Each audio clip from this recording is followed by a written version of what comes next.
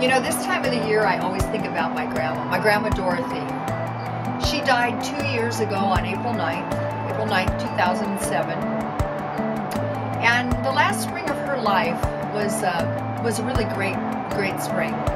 You know, my grandma was an amazing person. She was profoundly deaf since she was about 2 years old.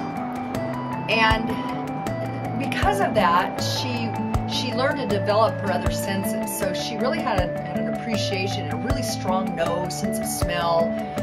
Her sight as she got older, of course, faded. But, you know, one of the things that was so wonderful, every spring, I would take her outside for a walk.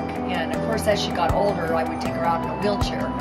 But as we would walk around the care center where she spent the last days of her life, you know, she'd be in the wheelchair and she'd have her hat on and her little glasses. And, you know, she'd stop. She'd say, stop, stop, stop, Donna. Every few feet, she'd say, stop. And she'd want to go and she'd want to touch the flowers and she'd want to feel the flowers and she'd want to look at the little birds, you know, diving from tree to tree. And, you know, I think the amazing thing about somebody that lives that long, you know, they go through so many stages, of course, stages that you and I haven't been through yet, but they learn to really appreciate the small things, the little blessings in life. It's a tough time right now. I mean, a lot of people are having a tough time with the economy, and maybe you're going through one of those tough times financially. I don't know, maybe you're having a health problem. But the interesting thing about gratitude is this. You know, we can always find something we can be grateful for.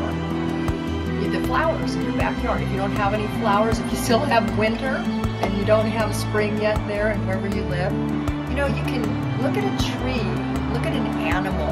I mean, the splendor of God is everywhere. So I just want to encourage you, especially if you're going through a tough time right now, to take out a piece of paper or several pieces of paper, because you're probably going to fill them up, to go and start in your closet, in your backyard, your family members, your house, or your apartment.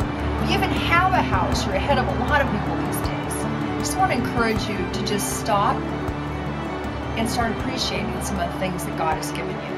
I guarantee you there's a lot to be thankful for.